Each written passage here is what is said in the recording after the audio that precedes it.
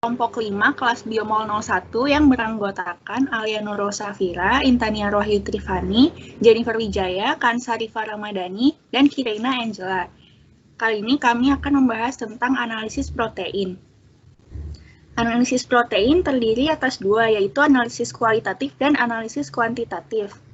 Analisis kualitatif merupakan suatu proses dalam mengidentifikasi keberadaan suatu senyawa dalam larutan atau sampel yang tidak diketahui.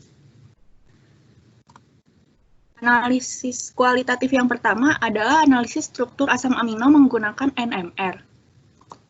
NMR atau Nuclear Magnetic Resonance Spectroscopy memiliki prinsip kerja yaitu larutan protein pekat ditempatkan pada medan magnet yang kuat. Analisis struktur dengan NMR memanfaatkan Nuclear Overhauser Effect atau NOE, di mana besarnya NOE bergantung pada jarak antara spin yang berinteraksi dan sifat gerakannya. Spektrum noesi mengandung informasi tentang perkiraan spasial proton sehingga dapat mengetahui urutan asam aminonya dan mengkodekan susunan atom 3 dimensi atau struktur proteinnya. NMR ini memiliki beberapa kelebihan, yaitu menghasilkan informasi dalam resolusi tinggi, tidak membutuhkan kristal protein, bisa digunakan untuk analisis protein yang fleksibel, dan mencerminkan rata-rata konformasi. Sementara kekurangan dari metode NMR ini adalah memerlukan larutan protein dengan konsentrasi yang tinggi, tidak bisa digunakan untuk analisis protein yang besar, atau bisa digunakan untuk ukuran maksimum 800 kilodalton, dan tidak bisa digunakan dengan amyloid fibrils. Selanjutnya, langkah analisis menggunakan NMR adalah yang pertama, produksi peptida atau protein dengan beberapa metode seperti metode rekombinan, isolasi dari sumber alami, atau dengan sintesis peptida berfasa padat untuk peptida yang berukuran kecil. Yang kedua, pembentukan kondisi yang layak untuk perekaman spektra, di mana protein harus non-agregat, stabil dari waktu ke waktu pada pH dan suhu yang ditentukan. Selanjutnya, pengukuran serangkaian spektrum 2 dimensi atau 3 dimensi pada NMR. Yang keempat, penempatan berurutan dari semua frekuensi proton yang tidak labil. Yang kelima, penempatan semua cross-peak yang ditemukan pada spektrum noesi. Yang keenam, integrasi cross-peak dan transformasi ke batas jarak atas kalibrasi. Yang ketujuh, menentukan scalar couplings untuk penahanan dihedral angle. Yang kedelapan, perhitungan struktur. Yang kesembilan, penyempurnaan energi dalam medan magnet yang kuat menggunakan pelarut eksplisit. Dan yang ke-10, penilaian kualitas struktur. Berikut adalah skema langkah analisis NMR, di mana akhirnya dia akan menghasilkan struktur 3 dimensi dari penyusun protein, seperti yang ada di gambar sebelah kiri. Berikut merupakan contoh hasil analisis menggunakan NMR. Berikut merupakan struktur human cyclophilin A yang dianalisis dengan NMR, yang di sebelah kiri dengan resolusi rendah dan yang di sebelah kanan yang sudah mengalami perbaikan resolusi. Selanjutnya, yang kedua adalah analisis struktur asam amino dengan menggunakan X-ray kristallografi. X-ray kristallografi merupakan teknik analisis yang dapat menyatakan posisi 3 dimensi atom dalam molekul protein. Kristal protein didapatkan dengan menambahkan amonium sulfat atau senyawa garam lainnya ke dalam larutan protein pekat untuk mengurangi kelarutannya. Nah, kristal protein ini digunakan agar orientasi molekul yang berada dalam protein itu bisa didapatkan dengan akurat. Gambar di atas ini merupakan prinsip kerja dari X-ray kristallografi. X-ray kristallografi ini memiliki beberapa kelebihan. Yang pertama, menghasilkan informasi dalam resolusi tinggi. Yang kedua, tidak membutuhkan larutan protein dengan konsentrasi tinggi.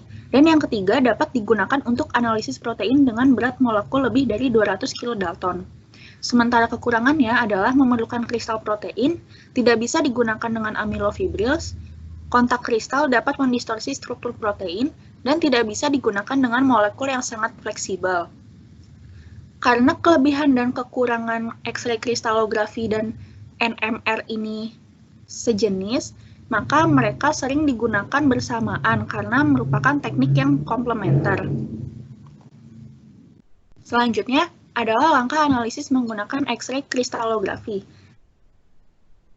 Sinar X pada kapiler berisi kristal protein. Yang kedua, sebagian sinar X akan langsung menembus kristal, sementara sisanya akan terdifraksi ke berbagai arah. Yang ketiga, sinar yang terdifraksi akan dideteksi dengan film sinar X berupa susunan titik-titik yang teratur yang disebut dengan refleksi. Selanjutnya, mengukur intensitas tiap titik untuk data dasar analisis kristalografi sinar X. Kembali gambaran protein berdasarkan intensitasnya. Yang keenam, menghitung transformasi Fourier untuk menghasilkan gambaran yang difokuskan dari sinar X. Yang ketujuh, menafsirkan peta densitas elektron dari titik-titik yang tersebar pada kristal. Yang kedelapan, menganalisis resolusi sinar X dengan menentukan jumlah intensitas yang tersebar. Dan yang kesembilan, menentukan derajat kesempurnaan kristal.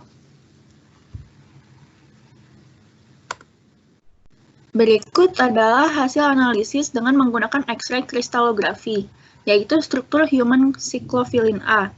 Yang di sebelah kiri merupakan gambar dengan resolusi yang rendah, yang di sebelah kanan merupakan gambar dengan resolusi yang telah diperbaiki atau ditingkatkan. Bisa dilihat bahwa hasil dari analisis X-ray kristalografi dan NMR hampir sama, namun analisis menggunakan NMR kualitas atau resolusinya lebih baik sehingga mereka dapat digunakan bersamaan.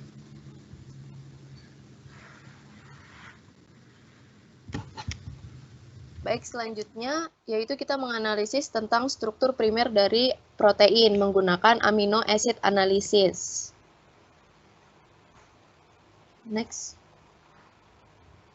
Amino acid analisis menggunakan asam amino ini digunakan untuk menentukan kadar asam amino dari sampel yang mengandung asam amino, peptida, ataupun protein. Dengan syarat, protein ini merupakan salah satu polimer linier yang memiliki panjang asam amino yang terhubung satu sama lain melalui ikatan peptida dan protein yang dimurnikan, di mana sampel yang bisa digunakan dalam analisis AAA ini dapat berupa makanan atau sampel biologis, seperti darah, urin, digesta, air liur, ataupun feses. Nah, keuntungannya itu, analisis ini tidak membutuhkan jumlah sampel yang kecil, jadi bisa menggunakan skala besar. Di sebelah sini ada gambar tentang penurunan reaksi menggunakan analisis asam amino. Next. Nah, untuk analisis asam amino ini, langkah pertamanya itu dilakukannya analisis ini melibatkan hidrosis ikatan peptida. Asam amino dibebaskan kemudian dipisahkan, terdeteksi, dan melakukan proses pengukuran. Metode ini pertama kali dikembangkan oleh ilmuwan Stein yang bekerja pada tahun 1950-an. Nah, selanjutnya, di sini terdapat mass spektrometri atau spektrometri massa, di mana teknik ini merupakan salah satu metode dari analisis asam amino. Jadi untuk menggunakan proses analisis asam amino, kita banyak menggunakan alat seperti HLPC, mass spektrometri contohnya, dan kita akan mengambil contoh dari mass spektrometri. Nah, mass spektrometri ini merupakan teknik analitik yang mengukur rasio massa terhadap muatan partikel bermuatan untuk menentukan massa partikel dan komposisi unsur sampel molekul, serta untuk menguraikan struktur kimia molekul pada protein peptida. Langkah yang pertama yaitu dilakukanlah proses pemurnian protein atau pemisahan rantai peptida. Selanjutnya, dilakukan pemotongan rantai dan mengurutkan atau mengukur massa asam amino.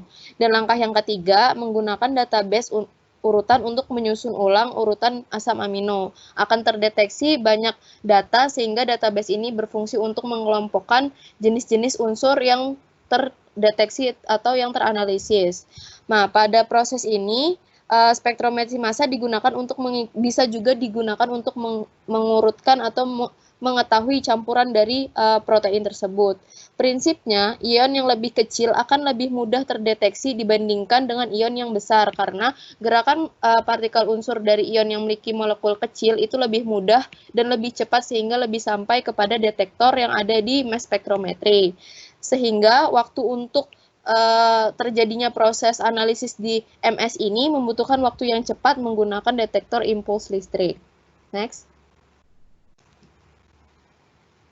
Nah, ini adalah salah satu contoh identifikasi peptida di mana terjadilah proses penggabungan antara alat menggunakan HLPC, menggunakan MS, dan kembali menggunakan MS, di mana protein akan dimurnikan menjadi peptida, akan dianalisis menggunakan HLPC yang akan didetektor lanjutan menggunakan MS. Setelah itu terdapat mass change atau yang bisa dilihat di sebelah sini. Nah, terdapat range. Selanjutnya dilakukan fragmentation, selanjutnya disubstitusikan kembali ke dalam mass spectrometry sehingga menghasilkan grafik-grafik seperti ini. Nah, grafik-grafik seperti ini itu bisa identifikasi jadi dua, yaitu de novo peptide sequence atau protein database. Nah, protein database ini udah di-include di proses sebelumnya yang udah dijelaskan di slide sebelumnya. Sedangkan kalau de novo ini itu dilakukan tanpa sepengetahuan atau sebelumnya dilakukan metode urutan peptida tanpa basis data protein dan menggunakan pendekatan komputasi untuk menyimpulkan urutan peptida langsung dari spektrum MS ini. Next. Ya, ini juga salah satu step-step yang bisa kita lihat antara HLPC terus digabung dengan MS. Selanjutnya. Nah, ini adalah beberapa kelebihan dan kekurangan dari mass spectrometry. Jadi, keuntungannya itu tidak seperti sinyal X-ray sebelumnya, namun MS ini tidak memerlukan protein yang bisa berbentuk kristal karena dia sifatnya murni dari protein tersebut. Yang selanjutnya tidak seperti larutan NMR, MS tidak membutuhkan protein larutan yang sangat pekat. Dan juga kelebihannya itu dapat bekerja dengan protein yang berukuran besar tanpa ada batasan apapun. Dan kekurangannya itu MS ini membutuhkan modifikasi protein yang dapat mengubah sifat proteinnya karena sebelumnya dia melakukan beberapa proses terlebih dahulu. Dan yang kedua, jarang memberikan batasan. Jadi karena ukurannya bisa besar, jadi dia tidak jarang memberikan batasan-batasan terhadap database ataupun analisis data yang telah diurutkan. Dan yang ketiga, tidak dapat menghubung secara silang residu yang telah tertanam dalam lignan-lignan yang ada di protein. Next. Selanjutnya yang keempat itu adalah analisis struktur sekunder menggunakan circular dischroice atau CD spektrometri. Next. Nah, CD ini merupakan suatu spektroskopi alat yang menggunakan penyerapan cahaya yang mengukur perbedaan absorbansi cahaya terpolarisasi sirkular kanan dan terpolarisasi sirkular kiri oleh suatu zat. Nah, CD sirkular ini merupakan teknik dalam analisis protein secara kualitatif untuk menentukan berbagai jenis struktur protein sekunder di dalam suatu larutan seperti lembaran helix, alfa, beta untuk dilakukan penyerapan cahaya. Penyerapan cahaya ini bertindak sebagai penanda bahwa tingkat dari foldedness dari ensemble protein merupakan teknik yang bisa digunakan untuk mengukur keseimbangan protein dengan mengukur perubahan serapan sebagai fungsi konsentrasi denaturasi suatu ataupun suhunya. Nah, cahaya polarisasi yang bisa terserap itu ada dua jenis, yaitu DEFAR UV atau amide region, itu sekitar panjang gelombangnya 170 sampai 250 nm. Sedangkan yang near UV region itu sekitar 250 sampai 300 nm. Nah, prinsipnya ini dari CD ini, spektroskopi CD, protein, dan peptida pada UV berdasarkan eksistensi transisi elektron dalam gugus amida. Sampel yang digunakan tidak mengandung pelarut organik seperti gliserin, glikol, dan lain-lain. dan konsentrasi sampel berada pada kisaran 5 sampai 100 Armstrong. Jadi tidak boleh ada zat-zat seperti yang sudah diuraikan ketika kita ingin menganalisis menggunakan CD. Di sini terdapat gambar perbedaan long wave terhadap far UV dan near UV. Next. Nah, terdapat mekanisme spektrometri circular dichroism ini atau CD ini. Yang pertama, kita menentukan terlebih dahulu sudut putaran untuk dua residu dari dua untai beta dan yang memiliki keberkedekatan. Yang kedua, menentukan persebaran sudut putaran beta sheet pada protein dari koordinat atom. Yang ketiga, memilih 8 komponen struktur sekunder yaitu alpha helix berupa reguler dan distorsi, beta sheet paralel, beta sheet antiparalel atau putaran kiri relaxed dan putaran kanan, serta belokan lainnya. Yang keempat, perlu dilakukan set referensi spektrum protein dengan struktur yang diketahui berdasarkan SP175 yang ada di database. Setelah itu, yang kelima, menentukan struktur sekunder dengan membuat 8 set spektra dasar yang dioptimalisasikan untuk 8 komponen struktur sekunder yang berbeda-beda. Karena ketika dianalisis, kita akan melihat banyak sirkum cahaya atau spektrum-spektrum yang berbeda-beda. Nah, yang keenam, menentukan struktur sekunder dari spektrum yang tidak diketahui. Dan yang terakhir, menentukan struktur sekunder akhir dari turunannya. Ini ada gambar proses CD dan terdapat juga kelebihan dan kekurangan dari proses analisis menggunakan CD. Yang pertama, kelebihannya itu memantau baik perubahan halus dan luar biasa di lingkungan yang berbeda. Yang kedua, relatif mudah untuk memperoleh pengukuran jumlah sampel yang berukuran kecil. Dan yang ketiga, mampu untuk memulihkan sampel sehingga sampel yang rusak atau sampel yang kurang baik tetap masih bisa dianalisis. Namun kekurangannya itu, CD ini tidak bisa memantau perilaku konformasi dari protein yang terkandung. Dan yang kedua, tidak bisa memeriksa stabilisasi protein seperti SRCD. Dan yang terakhir, kekurangannya itu lemah dalam mendeteksi ikatan ligen.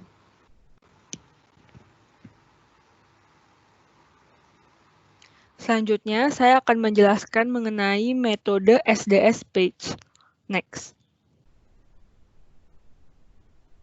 Jadi, SDS-PAGE atau kepanjangannya adalah sodium dodecyl sulfat polyacrylamide gel electrophoresis merupakan metode yang digunakan untuk mengetahui berat molekul dari suatu protein. Prinsip kerja dari SDS-PAGE adalah protein dapat terpisah karena adanya proses separasi pada protein oleh elektroforesis melalui matriks gel dan arus listrik yang diberikan.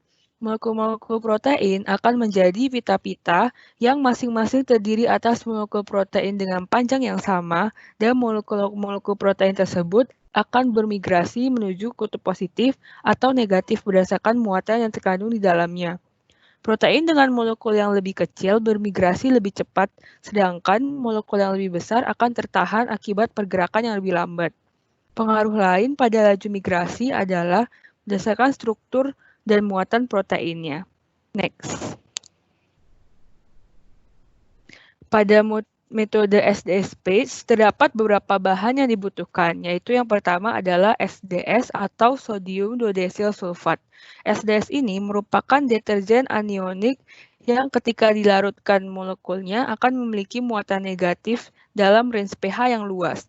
Fungsi utama dari SDS pada metode SDS-PAGE ini adalah untuk memberikan muatan negatif pada protein yang akan dianalisis. Selain itu, SDS juga dapat mendenaturasi protein, mempermudah menyamakan kondisi, dan menyederhanakan protein.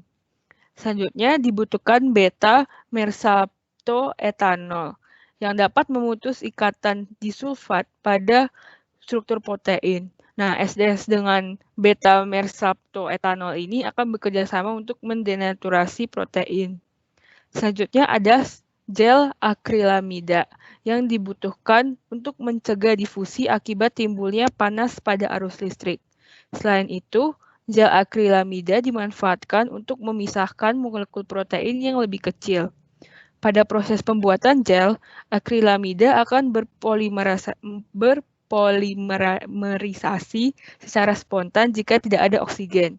Lalu gel akrilamida ini terdiri dari dua, yaitu stacking gel dan separating gel, yang seperti kita dapat lihat di atas, di gambar di kanan.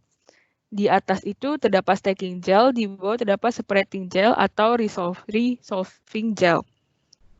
Jika sampel mempunyai berat molekul yang tinggi, maka konsentrasi dari separating gel atau resolving gel yang digunakan harus konsentrasi yang rendah. Begitu pula sebaiknya. Pada saat elektroforesis protein di separating gel, protein yang memiliki berat molekul yang kecil bergerak cepat sehingga tertarik sampai bagian bawah gel. Sedangkan protein yang memiliki berat molekul yang paling besar akan berada pada bagian atas dari gel. Dapat dilihat di gambar bahwa stacking gel dan resolving gel punya pH dan konsentrasi akrilamida yang berbeda. Untuk stacking gel memiliki pH 6,8 dengan persentase konsentrasi akrilamidanya 5%, sementara resolving gel atau separating gel mempunyai pH 8,8 dengan konsentrasi akrilamidanya 12%. Selanjutnya, bahan yang dibutuhkan adalah larutan buffer yang mengandung tris-HCl, gliserol, SDS, mercaptoetanol, dan bromfenol biru. Lalu terdapat larutan pewarna. Larutan pewarna yang paling sering digunakan adalah Comais Brilliant Blue. Selanjutnya adalah larutan peluntur atau distaining solution. Next.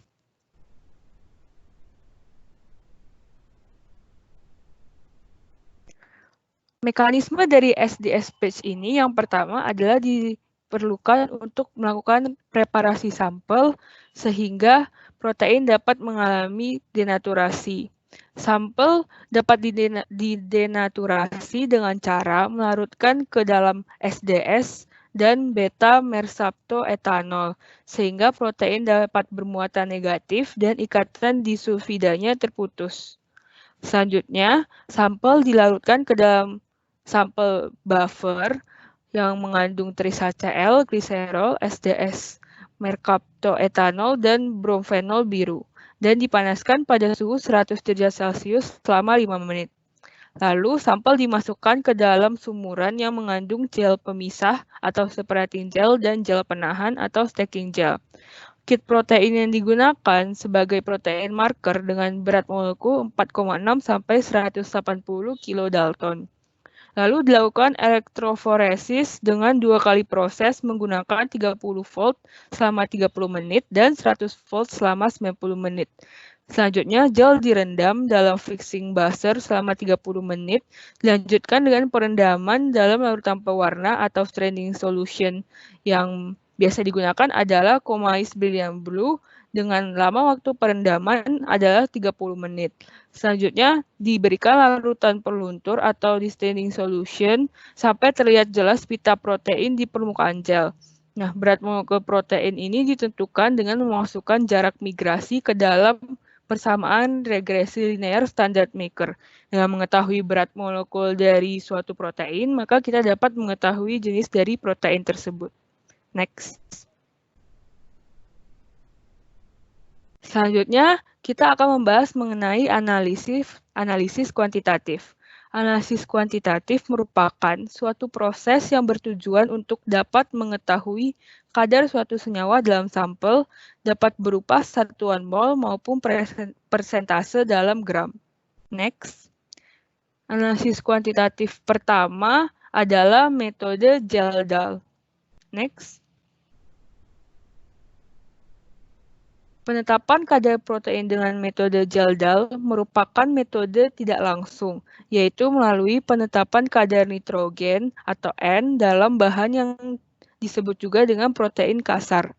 Prinsip metode Geldahl ini adalah senyawa-senyawa yang mengandung nitrogen tersebut mengalami oksidasi dan dikonversi menjadi amonia dan bereaksi dengan asam pekat membentuk garam amonium. kemudian ditambahkan basa untuk menetralisasi suasana reaksi, dan kemudian didestilasi dengan asam dan dititrasi untuk mengetahui jumlah N atau nitrogen yang dikonversi. Next. Metode Jalda ini memiliki kelebihan dan kekurangan. Kelebihannya adalah yang pertama, metode Jaldal dapat diaplikasikan untuk semua jenis bahan pangan. Lalu, metode Jaldal tidak memerlukan biaya yang mahal untuk pengerjaannya. Metode Jaldal juga akurat dan merupakan metode umum untuk penentuan kandungan protein kasar. Lalu, metode Jaldal ini juga dapat dimodifikasi sesuai kuantitas protein yang dianalisis. Namun, metode Jaldal ini memiliki beberapa kelemahan. Yang pertama adalah jumlah total nitrogen yang terdapat di dalamnya bukan hanya nitrogen dari protein. Lalu, waktu yang diperlukan relatif lama, minimal 2 jam untuk menyelesaikannya. Metode Jalda ini juga memiliki presisi yang lemah dan reaksi yang digunakan korosif. Next. Selanjutnya ada tahapan kerja pada metode Jalda. Tahapan kerja ini terbagi jadi 3. Yang pertama adalah tahapan destruksi. Pada tahapan destruksi, sampel dipanaskan dalam asam sulfat pekat sehingga terjadi destruksi menjadi unsur-unsurnya. Elemen karbon, hidrogen teroksidasi menjadi CO dan CO2, sedangkan hidrogen menjadi H2O. Sedangkan nitrogen atau N akan berubah menjadi NH4SO4. Untuk mempercepat proses destruksi, sering ditambahkan katalisator berupa campuran Na2SO4 dan HGO. Dengan penambahan katalisator berupa Na2SO4 dan HGO tersebut, maka titik didih dari asam sulfat akan dipertinggi sehingga destruksi berjalan lebih cepat. Next, tahap yang kedua adalah destilasi.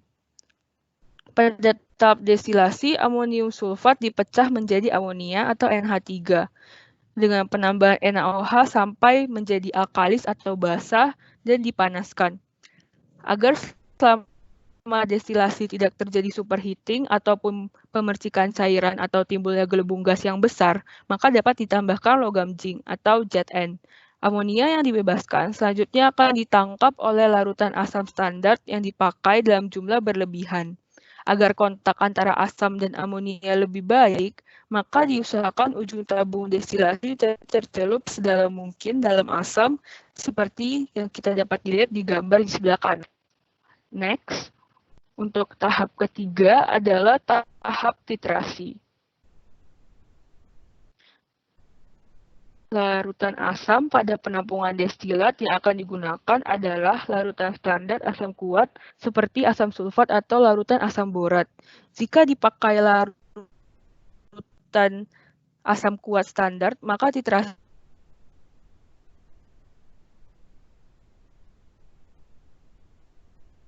langsung. Next, selanjutnya akan mengetahui cara dari titrasi kembali. Pada titrasi kembali, larutan asam standar yang berlebihan setelah bereaksi dengan amonia dititrasi dengan larutan standar NaOH. Titrasi ini disebut titrasi kembali karena jumlah asam yang bereaksi dengan amonia tersedia dalam keadaan berlebih sehingga melewati titik ekuivalen reaksi. Oleh karena itu, analis harus mengembalikan titik ekuivalen reaksi dengan titrasi menggunakan NaOH. Lalu kadar nitrogen untuk titrasi kembali dapat dihitung berdasarkan rumus persen N sama dengan volume NaOH blanko dikurang volume NaOH sampel per berat sampel dikali N NaOH kali 14,008 kali 100%.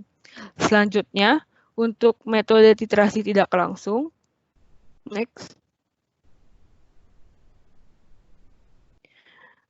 Pada metode titrasi tidak langsung menggunakan asam borat, amonia bereaksi dengan asam borat menghasilkan garam asam borat yang bersifat netral parsial. Titrasi ini disebut titrasi tidak langsung karena amonia ditentukan bukan dititrasi. Amonia ditentukan secara tidak langsung dengan titrasi dari garam asam borat.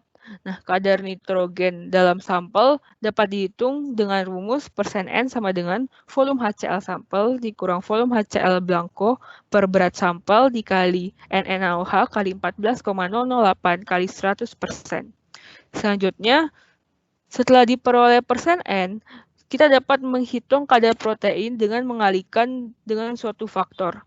Besarnya faktor perkalian N menjadi protein ini tergantung pada persentase N yang menyusun protein dalam suatu bahan. Next. Selanjutnya ada metode Biuret. Nah, prinsip dasar dari metode Biuret ini itu mengukur banyaknya ikatan peptida yang berikatan dengan CU yang didasarkan dengan pembentukan warna ungu atau purple. Nah, reagen Biuret itu apa aja sih? Ada 60 mili NaOH 10% dalam 100 mili Aquades, lalu ada 0,3 gram CuSO4, lalu ada 1,2 gram Rochelle salt juga. Nah, ketiga dari reagen ini akan dicampur menjadi ke dalam satu Aquades berukuran 200 mili. Next. Berikut ada diagram dari pembentukan metode Biuret. Pertama, sampel akan dicampur dengan 2 mg reagen Biuret, lalu diaduk rata. Kemudian kita tunggu 60 menit dan kita mengukur absorbansinya pada 540 nm. Dan seperti gambar yang ditunjukkan adalah warnanya biru, awalnya warna biru muda dan kemudian berubah menjadi warna ungu. Next.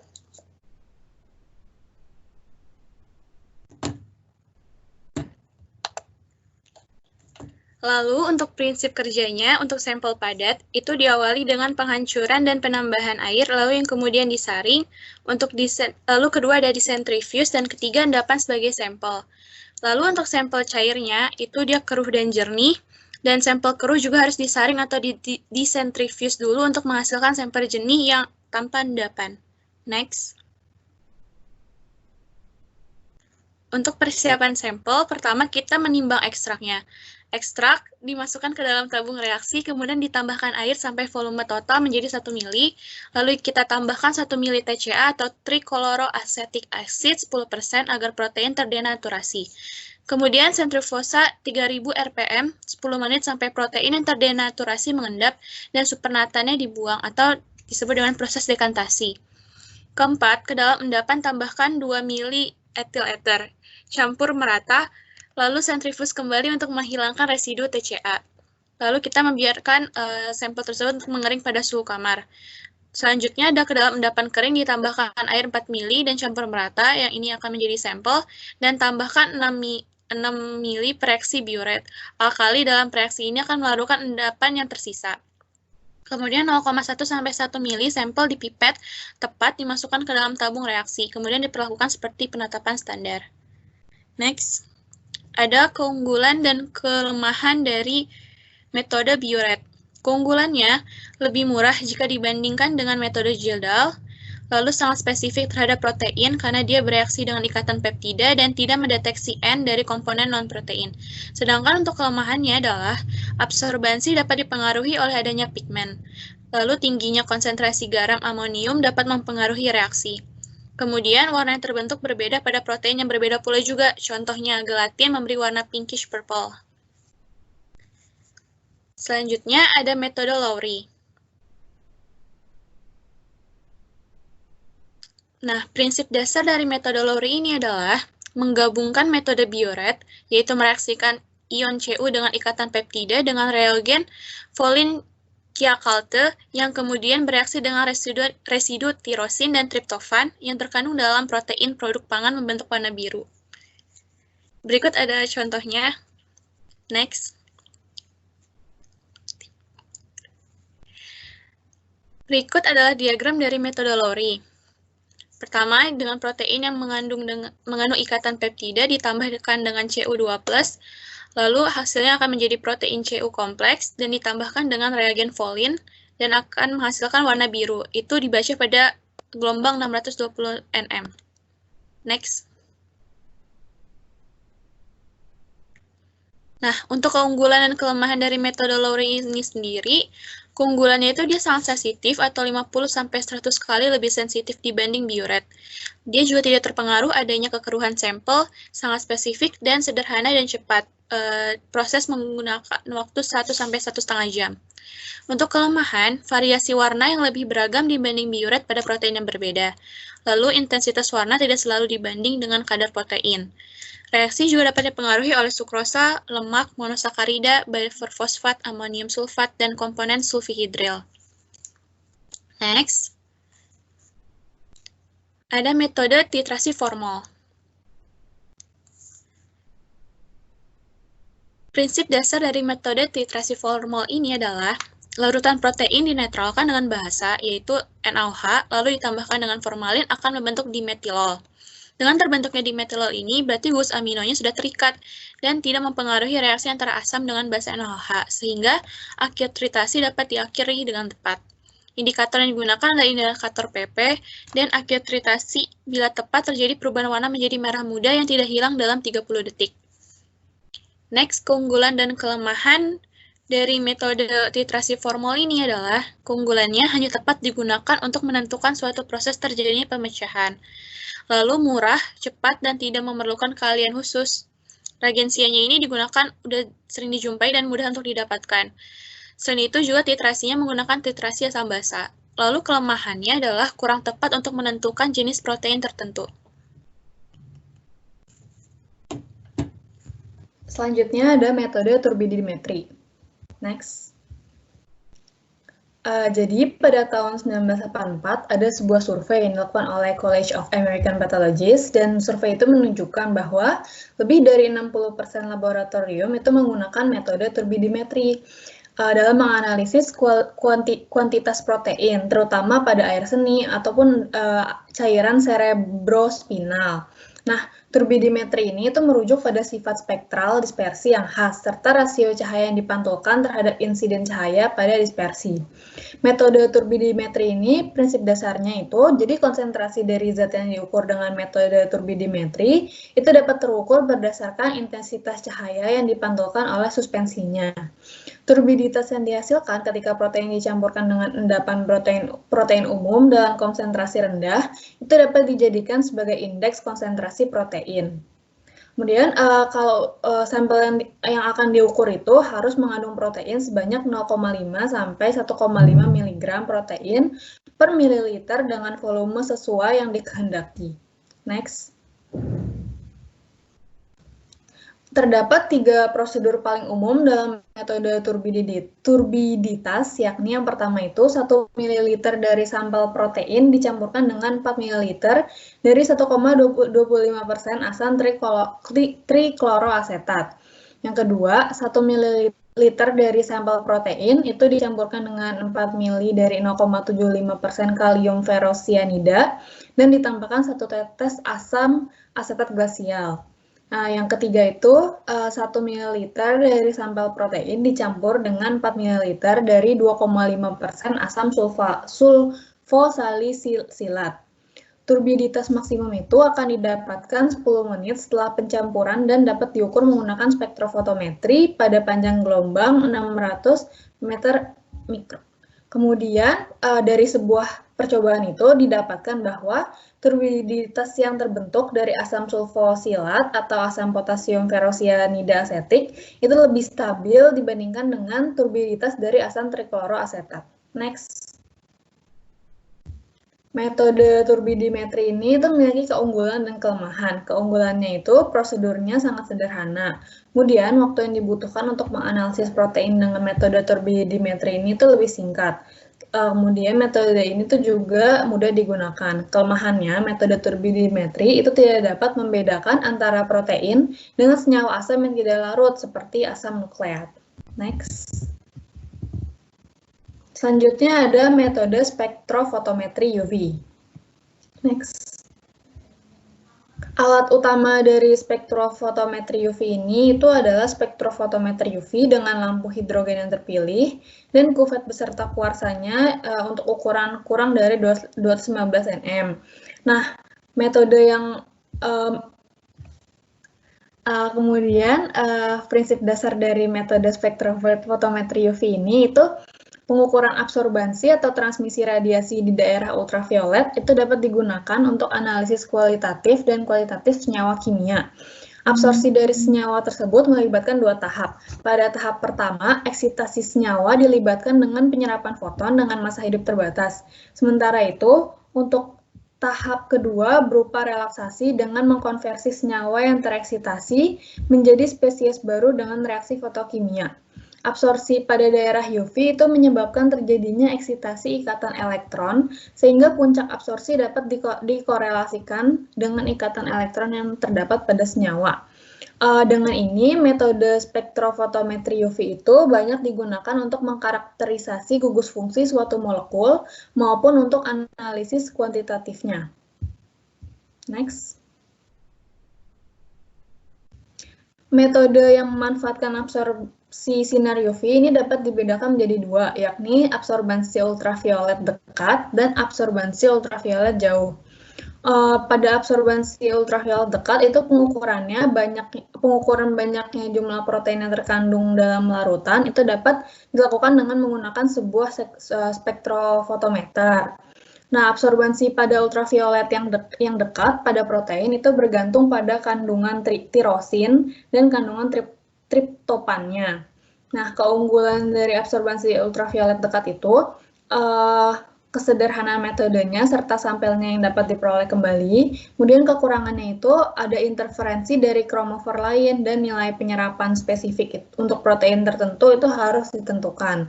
Kemudian ada absorbansi ultraviolet jauh. Jadi itu ikatan peptida mengabsorpsi dengan kuat pada ultraviolet jauh dengan nilai maksimum pada panjang gelombang 190 nm.